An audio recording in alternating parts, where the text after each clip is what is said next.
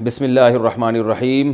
آج انشاءاللہ ہم سورہ بقرہ کا 5واں رکوع پڑھیں گے اور وقت ملا تو چھٹا بھی انشاءاللہ مکمل کریں گے۔ پہلے اس کا لفظی ترجمہ ہوگا اور مختصر گرامر ہوگی، اس کے بعد انشاءاللہ اس کی تفسیر۔ اعوذ باللہ من الشیطان الرجیم، بسم اللہ الرحمن الرحیم۔ یا بنی اسرائیل، یا کا معنی اے، بنی ابن کی جمع ہے، بنی کا معنی اولاد، اسرائیل حضرت یعقوب علیہ السلام کا لقب ہے۔ خیر یہ تفسیر میں بتاؤں گا۔ یا بنی اسرائیل، اے اسرائیل کے بیٹو یا اسرائیل کی اولادو، اذکروا نصر ینصروا، ذکر یذکروا، اس کا معنی یاد کرنا۔ جیسے انصر کا معنی مدد کر، آرڈر کا صیغہ ہے، تو اذکر کا معنی یاد کر، اور اذکروا اس کی جمع۔ اذکروا نعمتی، میری نعمت کو یاد کرو، التی وہ والی نعمت، انعمت علیکم جو میں نے تم پر کی۔ انعمت اکرمت کی طرح ہے، جیسے ہم نے سورہ فاتحہ میں پڑھا تھا صراط الذین انعمت علیہم، تو انعمت تو نے انعام کیا، انعمت میں نے انعام کیا۔ وَأَوْفُوا بِعَهْدِي، اوفو اصل میں تھا اوفیو، اکرمو آرڈر کا صیغہ، اکرم یکرم، اوفیا یوفیو، اس کا معنی وفا کرنا، پورا کرنا کسی چیز کو۔ کئی دفعہ یہ وفا کا لفظ میں ڈیفائن کر چکا ہوں۔ اوفو اوفیو تھا تو اس کو بنا دیا اوفو۔ اوفو بعہدی، میرے عہد کو پورا کرو، جو تم نے مجھ سے عہد کیا اس کو پورا کرو۔ اوفی بعہدکم، اوفی اصل میں تھا اوفی، اکرم اکرمو کی طرح، اوفیو، اکرم یکرمو اکرام کیا، اکرمو میں اکرام کرتا ہوں، جیسے اضربو ہے نا، تو اوفیو میں وفا کرتا ہوں، تو یہ آگے یا کو حذف کر دیا اس میں۔ اوفی بعہدکم یعنی میرے عہد کو پورا کرو، اوفی بعہدکم میں تم سے کیے ہوئے عہد کو کیا کروں گا، پورا کروں گا، یعنی تم میرے عہد کو پورا کرو، میں اپنا عہد پورا کروں گا۔ وَإِيَّایَ فَارْهَبُونَ، ارہبون تھا اصل میں تھا ارہبو، رہبا یرہبو کا معنی ہوتا ہے ڈرنا۔ رہبانیت کا لفظ سنا ہوگا نا آپ نے، جو اللہ سے ڈرنے والے لوگ تھے، راہب، دنیا سے کنارہ کشی اختیار کرتے تھے، رہبانیت۔ تو اضرب مار تو، ارہب ڈر تو، ارہبو تم سب ڈرو، ارہبو نی تھا اصل میں، تم سب ڈرو نی مجھ سے، تو نی کو شارٹ کر کے کیا کر دیا، ارہبون۔ نہیں آ رہی سمجھ میں؟ آ رہی ہے؟ یعنی ارہبونی، نون کے نیچے جو زیر ہے نا اصل میں یا حذف ہے یہاں پہ، تو اصل میں تھا پورا ارہبونی، ڈرو تم سب مجھ سے۔ فرہبون، اور جب شروع میں فا لگایا تو الف سائلنٹ ہو گیا، تو فارہبونی بن گیا فرہبون۔ جب وقف کریں گے تو فرہبون، اور جب ملا کے پڑھیں گے فرہبونی۔ سمجھ رہے؟ اب آسان ہو گیا۔ وَإِيَّایَ، یہ وہی ضمیر ہے، ایاکا نعبد، ایاکا کا مطلب تیری ہی عبادت کرتے ہیں، تو ایایا میری ہی، ٹھیک ہے، تو فَإِيَّایَ فَارْهَبُونَ، مجھ سے ہی ڈرو، یہ مطلب ہوگا۔ ایایا میں نے بتایا تھا نا، یہ جو پروناؤن ہے جب یہ پہلے آ جائے فعل سے تو اس میں صرف کا معنی پیدا ہوتا ہے، جیسے ہم کہتے ہیں ایاکا نعبد، تیری ہی ہم سب عبادت کرتے ہیں، صرف تیری، تو یہاں صرف کا معنی آ جائے گا۔ وَإِيَّایَ فَارْهَبُونَ، اور صرف مجھ سے ڈرو تم سب، نی مجھ سے، دوبارہ اس کا تکرار ہو گیا۔ وَآمِنُوا، اور ایمان لاؤ، بِمَا اس چیز پر، أَنزَلْتُ جو میں نے نازل کی، مصدقاً وہ تصدیق کرنے والی ہے، مصدق مصرف مسبح کی طرح تصدیق کرنے والی ہے، سچا قرار دینے والی ہے، لما اس کتاب کو، معکم جو تمہارے ساتھ ہے، تصدیق کرتی ہے اس کتاب کی بھی جو تمہارے ساتھ ہے۔ ولا تکونوا، کانا یکونو ہونا، تکونو، تکونو کا کیا مطلب، لا تکونو یہ آرڈر ہو گیا نا، نہیں ہو تم سب، نہیں بنو تم سب، اول کافر پہلے کافر، بھی اس قرآن کے یا اس کتاب کے، اس کے پہلے انکار کرنے والے مت بنو۔ آپ یہاں بیٹھ جائیں۔ ولا تشترو، اور مت خریدو، اشترا کا لفظ پہلے آ چکا ہے نا، ولا تشترو، اشترا مت کرو یعنی خریدو مت، اصل میں تھا تشتریو تکتسبو کی طرح، اور مت خریدو بیآیاتی میری آیات کے بدلے میں، میری آیات کے عوض میں، ثمنن قلیلاً، ثمن کہتے ہیں کسی بھی چیز کا جو عوض آپ جب لیتے ہیں نا اس کو عربی میں کیا کہا جاتا ہے؟ ثمن۔ جیسے آپ کوئی کتاب خریدتے ہیں، 20 روپے کی خریدی، 100 روپے کی، 1000 کی خریدی، تو کتاب تو مبی ہو گئی، اور جو آپ نے 100 روپے اس کو دیے وہ اس کے لیے کیا کہلائیں گے؟ ثمن۔ یعنی کسی چیز کی کے عوض میں جو پیسے دیے جاتے ہیں یا دراہم دینار دیے جاتے ہیں اس کو ثمن کہا جاتا ہے۔ تو میری آیات کے بدلے میں تھوڑے سے پیسے مت خریدو، یعنی تھوڑے سے پیسے مت لو۔ وَإِيَّايَ فَاتَّقُونَ، یہ فَاتَّقُونَ ایسے ہی جیسے فرحبون تھا، اصل میں تھا اتقو، اکتسبو کی طرح، اِوْتَقِیُّ، تو اکتسبو کی طرح ہے یہ، افتعلو، ٹھیک ہے نا؟ تو نون زیر نی جو ہے نا اس کے بعد یا ہے اصل میں، جو حذف کر دی ہے شارٹ کرنے کے لیے، تو اتقو ڈرو تم سب، نی مجھ سے، اور فا شروع میں لگا دیا تو الف سائلنٹ ہو گیا، تو اتقو بن گیا فتقو، اور ایایا جب شروع میں لے کر آئے تو کیا مطلب؟ مجھ ہی سے ڈرو، کسی اور سے مت ڈرو، وَإِيَّايَ فَاتَّقُونَ، اور صرف مجھ سے ڈرو۔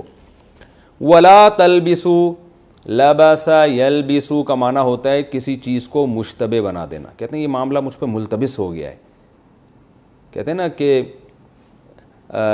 تلبیس سے کام لے رہا ہے، یہ لفظ اردو میں سنا ہوگا آپ نے، تلبیس سے کام لے رہا ہے یعنی گھما رہا ہے بات کو، تو کسی بھی معاملے کو مشتبہ کر دینا، اس میں کنفیوژن پیدا کر دینا، اس کو ہم عربی میں تلبیس بھی کہتے ہیں، لبس یلبسو لبسن بھی کہتے ہیں اس کو۔ تو لا تلبسو لا تضربو کی طرح ہے، نہیں کا صیغہ یعنی آرڈر دیا جا رہا ہے، لا تلبسو ملتبس مت کرو الحق بالباطل، حق کو باطل کے ساتھ، یعنی حق کو باطل کے ساتھ گڑبڑ مت کرو، مکس مت کرو، حق کو الگ رکھو باطل کو الگ رکھو، مکس مت کرو آپس میں۔ وَتَكْتُمُ الْحَقَّ، اور حق کو چھپاؤ مت، یہ وَتَكْتُمُ کتم یکتمو کا معنی چھپانا، تو یہ تکتمو تلبسو پر عطف ہے، یعنی اس سے پہلے بھی لا ہے، جیسے لا تلبسو ولا تکتمو، یہ مطلب ہے ولا تکتموا الحق، اور حق کو چھپاؤ مت، وانتم تعلمون، حالانکہ تم جانتے بھی ہو، سب کچھ جانتے ہو کہ حق کیا ہے باطل کیا ہے، اس کے باوجود حق کو چھپاؤ مت۔ وَأَقِيمُوا الصَّلَاةَ، اقیمو اصل میں تھا اقویمو، اکریمو کی طرح، آرڈر کا صیغہ ہے، نماز قائم کرو، وآتوا الزکاۃ، زکوٰۃ ادا کرو، وارکعوا، اور رکوع کرو، رکع یرکع کا معنی ہے جھکنا، رکع یرکع جھکنا، ارکعوا جھکو، تو واو شروع میں آ گیا تو الف سائلنٹ ہو گیا، ورک اصل میں تھا وارکعوا، تو پڑھیں گے کیا؟ ورکعوا، اور جھکو رکوع کرو، مع الراکعین، جھکنے والوں کے ساتھ۔ اتأمرون الناس، کا معنی کیا؟ تأمرون امر کرتے ہو تم، تنصرون کی طرح فعل مضارع ہے، کیا امر کرتے ہو، کیا حکم دیتے ہو تم، الناس لوگوں کو، بالبری نیکی کا، بر کسے کہتے ہیں؟ نیکی، کیا تم لوگوں کو نیکی کا حکم دیتے ہو، وتنسون، واو کا معنی، اور تنسون نسیان سے نکلا ہے، اصل میں تھا تنسیون، تسمعون کی طرح، شروع میں باپ پڑھے ہیں نا، تو پڑھا کیا جاتا ہے تنسون، وتنسون، اور تم بھول جاتے ہو، انفسکم، اپنی جانوں کو، لوگوں کو نیکی کا حکم دے رہے ہو اور خود اپنے آپ کو بھول جاتے ہو، وانتم، حالانکہ تم، میں نے بتایا نا واو کا مطلب بسا اوقات حالانکہ آتا ہے، یعنی کنڈیشن یہ ہے کہ، انگلش میں ہم کیا کہیں گے، اس کنڈیشن میں تم یہ کام کر رہے ہو۔ اس کی میں نے اگزامپل بھی دی تھی، جیسے ایک آدمی کہتا ہے جاءنی زیدن، میرے پاس زید آیا، وہو راکبن، اب لفظی ترجمہ تو ہم کریں گے وہو راکبن کا مطلب اور وہ سوار تھا، بھائی میرے پاس زید آیا وہو راکبن، اور وہ سوار تھا، لیکن صحیح جو ترجمہ اس کا ہوگا وہ کیا ہوگا؟ میرے پاس زید آیا اس حال میں کہ وہ کیا تھا؟ سوار تھا، یعنی میرے پاس زید آیا، جب آیا تو کنڈیشن اس کی یہ تھی کہ وہ سوار تھا، پیدل نہیں تھا، تو ہم یہی ترجمہ یہاں ایسے موقع پہ کریں گے کہ کہ تم اپنے آپ کو بھول جاتے ہو، وَأَنْتُمْ تَتْلُونَ الْكِتَابَ، حالانکہ تم کتاب کی تلاوت بھی کرتے ہو. تتلونا اصل میں تھا تتلوونا، تنصرونا کی طرح، تلاوہ یتلوو تلاوتن، تلاوت کرنا، اور تم کتاب کی تلاوت بھی کرتے ہو. افلا تعقلون، کیا آ کا معنی کیا، فا کا معنی تو، لا تعقلون تم عقل نہیں رکھتے، تو کیا تم عقل نہیں رکھتے. واستعینوا، اور استعانت حاصل کرو. استعینوا اصل میں تھا استعوینوا، استخرجوا، باب استفعال ہے نا، استخراج، استخرجا ماضی، یستخرجو مضارع، اور امر آئے گا استخرج، اور جمع آئے گی استخرجو. تو اسی طرح ماضی آئے گا استعونا، جس کو پڑھتے ہیں استعانہ، یستعوینو مدد طلب کرنا، اور امر آئے گا استعوینو جمع کے لیے. پڑھیں گے استعینو، پڑھا ایسے جاتا ہے. یہ میں نے کہا تھا نا واو آ رہا ہے تو صیغے کی شکل ہی چینج ہو جاتی ہے. استعینو یہ نکلا ہے معاونت سے، اردو میں استعمال ہوتا ہے نا بھائی آپ ایک دوسرے سے تعاون کریں، معاونت کریں، تو استعانت، معاونت، اعانت یہ سب ایک ہی معنی میں استعمال ہوتا ہے. استعانت مدد طلب کرنا. واستعینوا، اور مدد طلب کرو. واستعینوا بالصبر، صبر کے ذریعے، والصلاۃ، اور نماز کے ذریعے. وَإِنَّهَا، اور بے شک، اب یہاں بھی یہ واو کنڈیشن بیان کر رہی ہے، نماز کے ذریعے صبر طلب کرو، لیکن حالت یہ، کنڈیشن یہ ہے، وَإِنَّهَا، کہ یہ جو نماز ہے نا، لَكَبِيرَةٌ، لام تاکید کے لیے، کبیرتن کے بعد جب علا کا لفظ آتا ہے تو اس کا معنی ہوتا ہے مشکل ہونا کسی کام کا. جیسے قرآن میں ایک جگہ آتا ہے نوح علیہ السلام نے اپنی قوم سے کہا ان کانا، اگر ہے، کبورا علیکم، تم پر یہ کام بہت مشکل ہو گیا ہے. تو عرب کبورا یکبرو، کروما یکرمو کی طرح جب کہتے ہیں نا کبورا علیہ ھذا الامر، تو مطلب کیا ہوگا، اس آدمی پر یہ والا کام بہت مشکل ہے. سمجھ رہے ہو؟ ویسے کبورہ کا معنی ہوتا ہے بڑا ہونا کسی چیز کا، کبیر. جیسے شروفہ یشرفو، اس کا صیغہ صفت کیا آتی ہے، شریف. شروفہ وہ شریف ہوا، اور شریف کا معنی شریف آدمی. تو کبیر کا معنی کبیر، کبورہ کا معنی وہ بڑا ہوا، یکبرو بڑا ہوتا ہے، کبیر بڑا، اور کبیرہ اس کی مؤنث. لیکن جب کبورہ کے بعد علا آئے گا تو پھر بڑا ہونا نہیں، مشکل ہونا. اور کبیر کے بعد بھی جب علا آئے گا تو بہت مشکل ہونا، بہت مشکل کوئی چیز. اور کبیرہ کا معنی بھی یہی. تو عربی میں صلاۃ کا لفظ چونکہ مؤنث ہے تو اس کے لیے کبیر کے بجائے کون سا لفظ استعمال ہوا، کبیرہ. اس لیے اللہ نے فرمایا وَإِنَّهَا، اور بے شک یہ نماز، لا لام تاکید کے لیے، یعنی یقیناً ایسی بات ہے، کبیرۃن الا علی الخاشعین، مشکل ہے مگر ڈرنے والوں پر. تو علا آ رہا ہے نا، تو یہاں کبیرہ کا معنی مشکل ہوگا، بڑا نہیں ہوگا کہ بہت بڑی چیز ہے مگر ڈرنے والوں پر، نا، بہت مشکل ہے مگر کس پر، الخاشعین، ان لوگوں پر جن میں دن کے دل میں خشوع ہے، اللہ سے ڈرنے والے لوگ ہیں، ان پر مشکل نہیں ہے. الذین یظنون انہم ملاقو ربہم وانہم الیہ راجعون، یہ وہ لوگ ہیں جو یہ گمان کرتے ہیں کہ انہوں نے اپنے رب سے ملاقات کرنی ہے. ملاقو کا مطلب اصل میں تھا ملاقیونا، مزاربونا کی طرح، لاقیا یلاقیو ملاقیتن، زاربا یزاربو مزاربتن. ملاقیتن کو پڑھا جاتا ہے ملاقاتن، اردو میں وہی ملاقات کا لفظ استعمال ہوتا ہے. تو ملاقو ربہم، اپنے رب سے ملاقات کرنے والے ہیں. وَأَنَّهُمْ، اور بے شک یہ لوگ الیہ راجعون، اسی رب کی طرف لوٹنے والے ہیں. یہ تو اس رکوع کا لفظی ترجمہ تھا. یہاں سے بنی اسرائیل سے خطاب شروع ہو رہا ہے. تو قرآن مجید میں بنی اسرائیل سے بہت زیادہ خطاب ہے، تو اس کے لیے بنی اسرائیل کا پس منظر سمجھنا بہت ضروری ہے. اس سے بہت ساری قرآن کی آیتیں، جب تک آپ وہ نہیں سمجھیں گے تو آپ کو وہ قرآن کی آیتیں سمجھ میں نہیں آئیں گی. بنی اسرائیل سے قرآن کیوں خطاب کرتا ہے؟ دیکھیے، اسرائیل عبرانی زبان کا لفظ ہے، عبداللہ یعنی اللہ کا بندہ، یہ ترجمہ بنتا ہے اسرائیل کا. اللہ تعالیٰ نے حضرت ابراہیم علیہ الصلاۃ والسلام، جن کا تقریباً 3500 سال پہلے آج سے جن کا زمانہ ہے رسول اللہ صلی اللہ علیہ وسلم میں، اور حضرت ابراہیم علیہ السلام کے زمانے میں جو مورخین ہیں وہ کہتے ہیں تقریباً 2000 سال کا فرق ہے۔ تو رسول اللہ صلی اللہ علیہ وسلم کی بعثت سے 2000 سال پہلے شام کی سرزمین میں، شام میں یہ خوب ذہن میں رکھیے کہ شام میں آج کا شام صرف نہیں ہے، بلکہ فلسطین بھی شام میں داخل تھا، اور بھی بہت سارے ایریاز جو اب شام سے چھین لیے گئے ہیں وہ سارے شام میں داخل تھے۔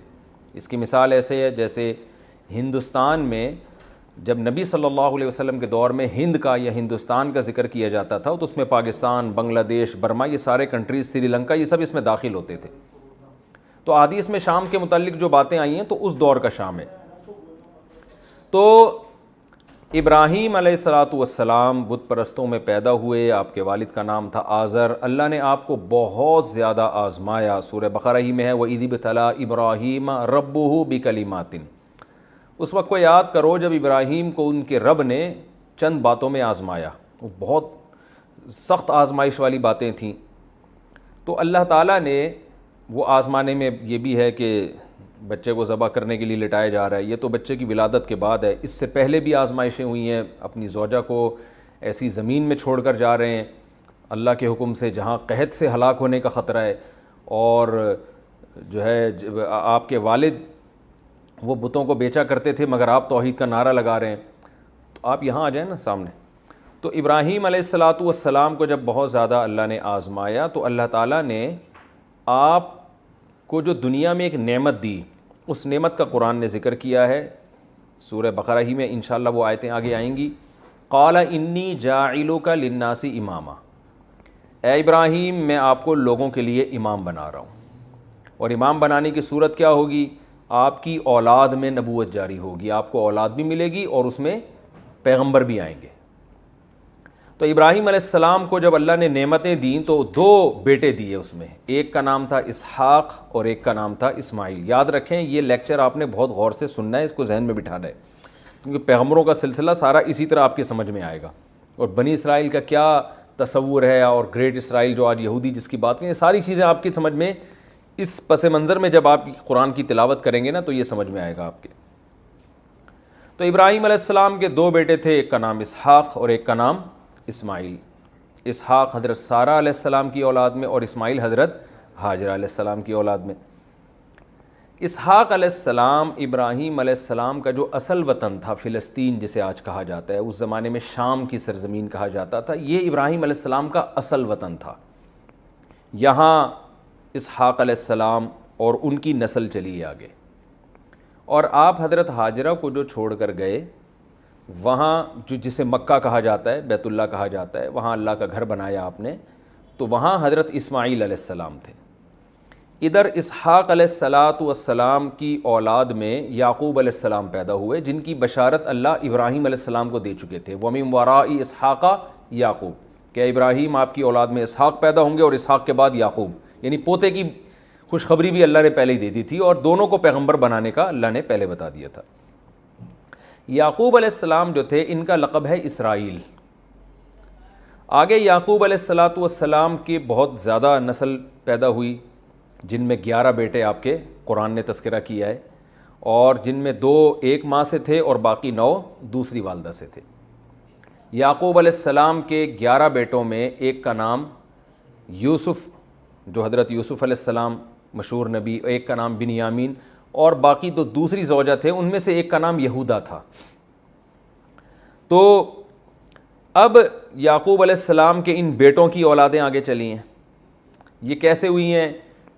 فلسطین، یہ جو ارض شام ہے، یہاں پر قبلہ تھا، بیت المقدس تھا، تو یہاں ابراہیم علیہ السلام کے جو یعقوب علیہ السلام کے جو بیٹے تھے نا یوسف علیہ السلام، تو بھائیوں نے جیلیسی میں یوسف علیہ السلام کو کنویں میں ڈال دیا، جو سورہ یوسف میں انشاءاللہ ہم پڑھیں گے۔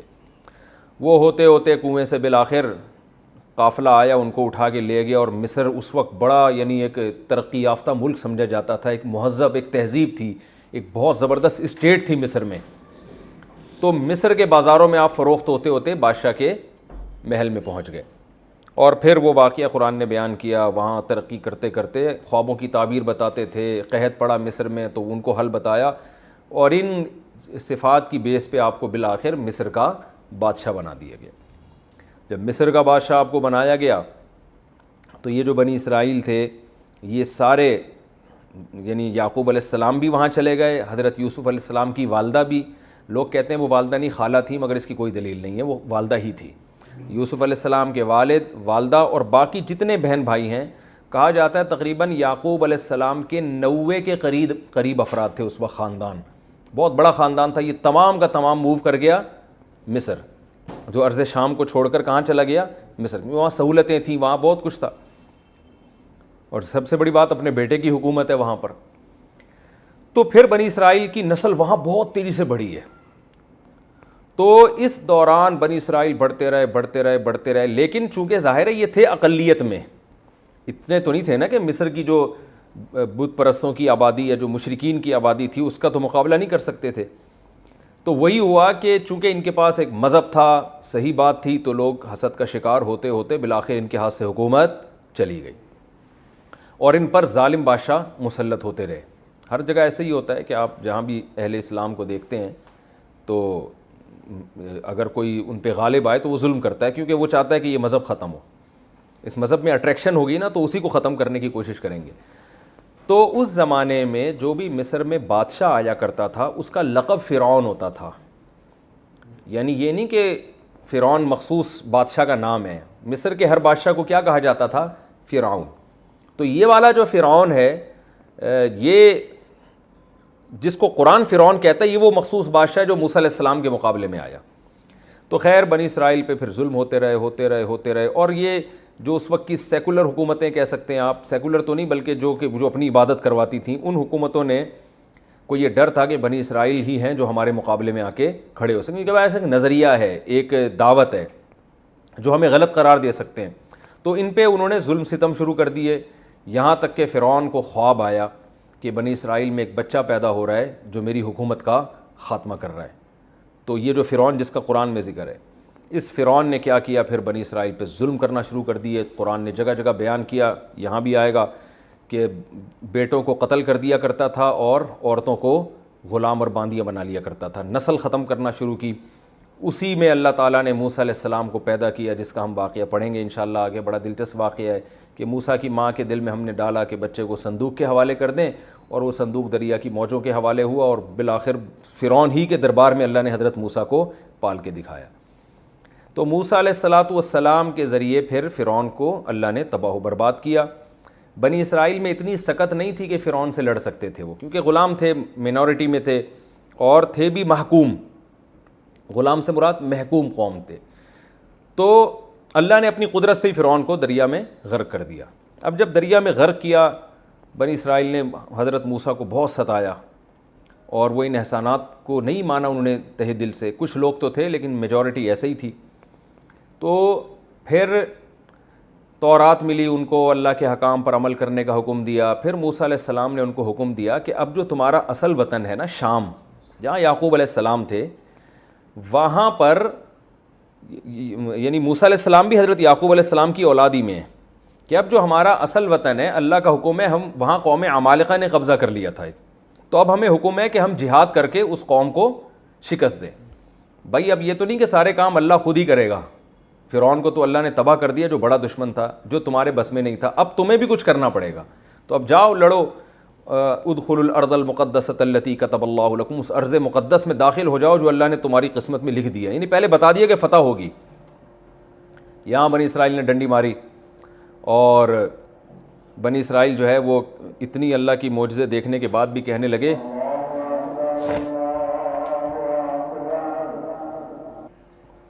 تو بنی اسرائیل کو جب موسیٰ علیہ السلام نے حکم دیا کہ اس سرزمین میں داخل ہو جاؤ جو اللہ نے تمہارے لیے تمہاری قسمت میں لکھ دی ہے، تو وہ آئیں بائیں شائیں کرنے لگے، وہ تو بڑے طاقتور لوگ ہیں، ہم نہیں جا سکتے ایسے۔ تو بہت موسیٰ علیہ السلام کو غضب آیا، اور موسیٰ علیہ السلام نے اللہ سے کہا کہ اللہ اب میری اس قوم سے علیحدگی کروا دے۔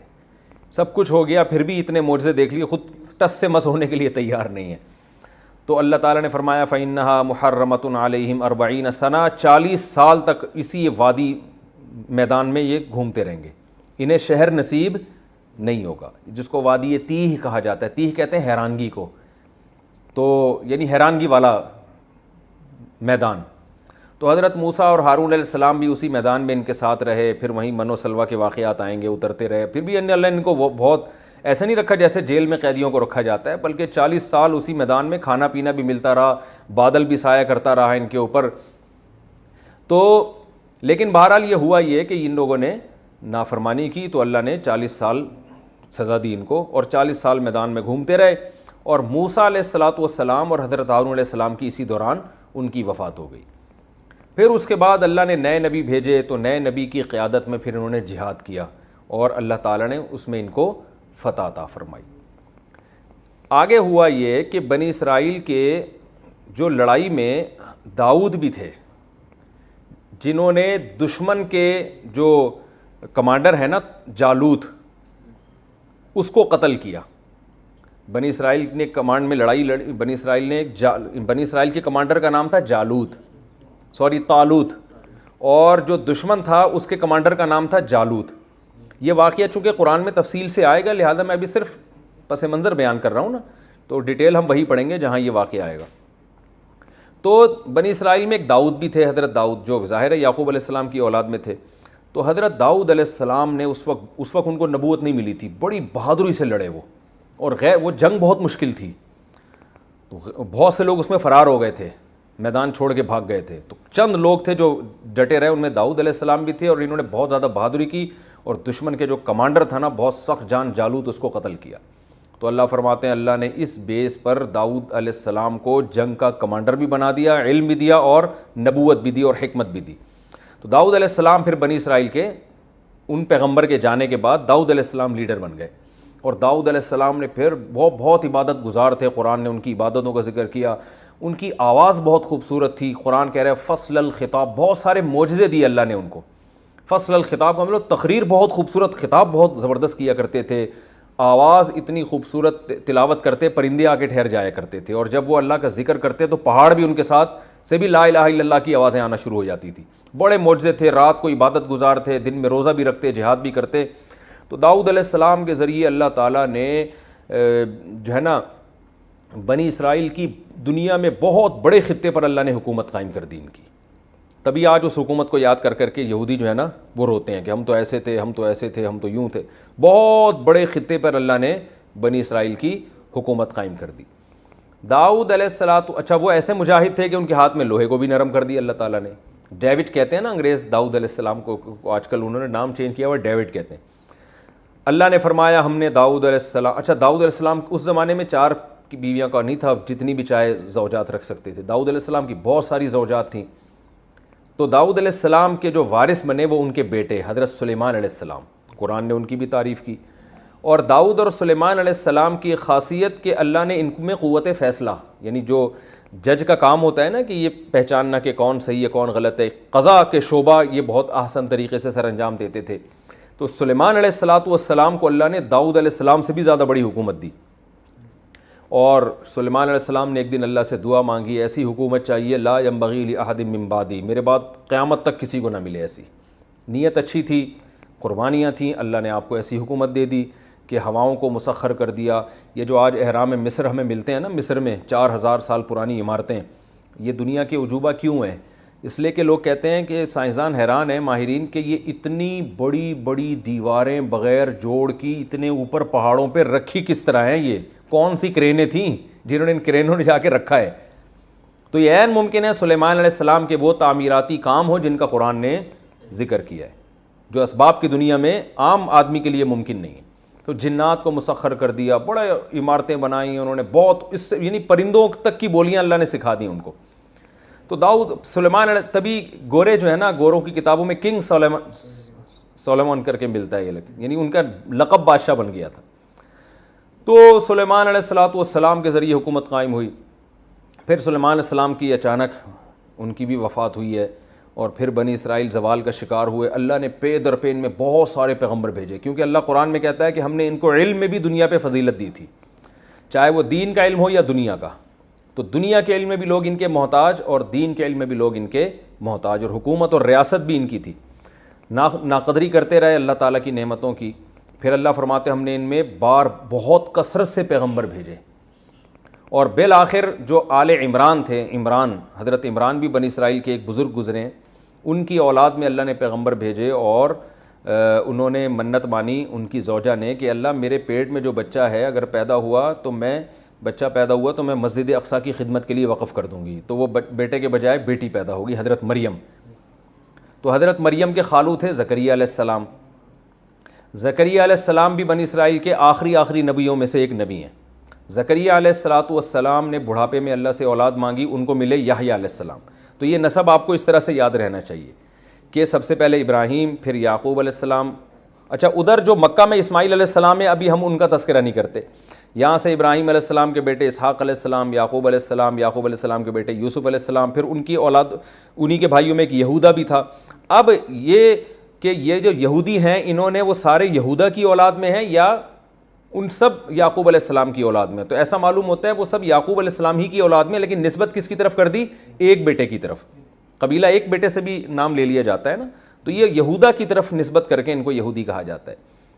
تو پھر ان میں پھر یوسف علیہ السلام کا زمانہ ہے. پھر یوسف علیہ السلام کے بعد مشہور پیغمبروں میں موسیٰ علیہ السلام کا زمانہ ہے. پھر موسیٰ علیہ السلام کے بعد داؤد علیہ السلام، پھر سلیمان علیہ السلام. پھر اس کے بعد آگے چل کے حضرت عمران جن کی نبوت کا قرآن نے تذکرہ نہیں کیا کہ وہ نبی تھے، ان کی پھر جو ہے نا ان کے خاندان میں حضرت زکریا علیہ السلام جو حضرت مریم کے خالو تھے. اور زکریا علیہ السلام کو اللہ نے بڑھاپے میں بیٹے دیے یحییٰ علیہ السلام. تو پتہ چلا زکریا علیہ السلام، یحییٰ علیہ السلام، حضرت مریم اور حضرت عیسیٰ، یہ چاروں ایک ہی دور کے ہیں. ٹھیک ہے نا. قرآن میں تو پوری صورت ہے آل عمران کے نام سے نا. تو حضرت عمران کا اللہ نے فضیلت بیان کی ہے کہ ہم نے آل عمران کو بڑی فضیلت دی تھی. بنی اسرائیل میں بھی آل عمران کو اللہ نے فضیلت دی. تو حضرت عمران جو تھے ان کی زوجہ نے منت مانی تھی کہ میں اپنے بچے کو بیت المقدس کی خدمت کے لیے وقف کروں گی، تو بیٹا کے بجائے کیا پیدا ہوا؟ بیٹی. تو حضرت مریم کے خالو کون تھے؟ حضرت زکریا. تو حضرت مریم کو بچپن سے پالا حضرت زکریا نے، کیونکہ حضرت مریم کی والدہ کا انتقال ہو گیا تھا. تو پھر خالہ نے کفالت کی. جو خالہ نے کفالت کی تو یہ یعنی جو سرپرستی میں آ گئے حضرت زکریا علیہ السلام کی، حضرت مریم. تو حضرت مریم کی بھی بڑی کرامتیں قرآن نے بیان کی ہیں، بہت عبادت گزار. پھر حضرت مریم کے بیٹے ہوئے حضرت عیسیٰ. تو بنی اسرائیل نے حضرت زکریا علیہ السلام کو بھی قتل کیا، یہودیوں نے اپنے پیغمبر کو، یعنی کافروں نے، دوسروں نے نہیں مارا، انہی نے قتل کیا. اور قرآن نے اس کی وجہ بیان کی ہے، جب بھی کوئی پیغمبر ایسی تعلیمات لے کر آتے جو ان کی خواہشات کے خلاف ہوتی ہیں تو یا تو اس پیغمبر کا انکار کرتے یا اس کو قتل کر دیتے تھے. یہ چاہتے تھے ہمیں ہماری خواہشات کے مطابق دین چاہیے.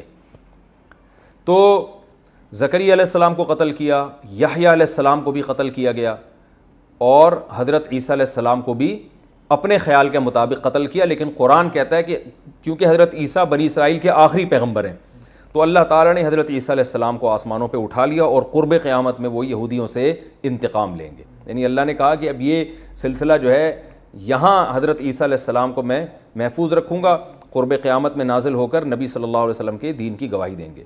ادھر دوسری طرف جب یعنی یہودیوں کی بدماشیاں بہت بڑھ گئیں، پیغمبروں کی ناقدری، تو اللہ تعالیٰ نے یہ روحانی سلسلہ جو حضرت ابراہیم کی ایک اولاد سے چلا آ رہا تھا اسحاق، وہاں سے بند کر کے کہاں سے شروع کیا؟ حضرت اسماعیل. حضرت اسماعیل کی اولاد میں کوئی نبی نہیں گزرا.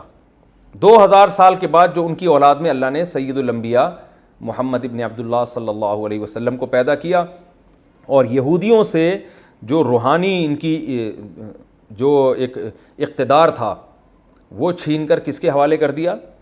بنی اسماعیل کے حوالے. تو بنی اسرائیل کے بجائے یہ کہاں ٹرانسفر ہو گیا؟ بنی اسماعیل. اور اللہ نے ایک ہی پیغمبر ایسے بھیجے جو تمام پیغمبروں کے سردار. تو اللہ نے دونوں کو نوازا، اسحاق علیہ السلام کو بھی، اسماعیل علیہ السلام کو بھی. اسحاق علیہ السلام کو کوانٹٹی کے اعتبار سے نوازا گیا کہ ان کی اولاد میں زیادہ پیغمبر پیدا ہوئے، اور اسماعیل علیہ السلام کو کوالٹی کے اعتبار سے نوازا گیا کہ ایک ہی پیغمبر ہے مگر وہ تمام پیغمبروں کے سردار ہیں. تو اب یہودی اس پہ جلا کرتے تھے کہ روحانی پیشوا تو ہم ہیں اور اقتدار تو ہمارے پاس رہا ہے. آج بھی تو اسرائیل، گریٹ اسرائیل کی محنت اس لیے ہو رہی ہے نا کہ یہ تو ہمارا تھا بیت المقدس، مسلمانوں کے پاس کہاں سے آ گیا یہ؟ اور ہماری تو اتنی بڑی بڑی خلافتیں تھیں. آج بھی یہودی نقشے بناتے ہیں اتنے بڑے بڑے کہ ہم اتنے بڑے، یعنی گریٹ اسرائیل جسے کہتے ہیں وہ.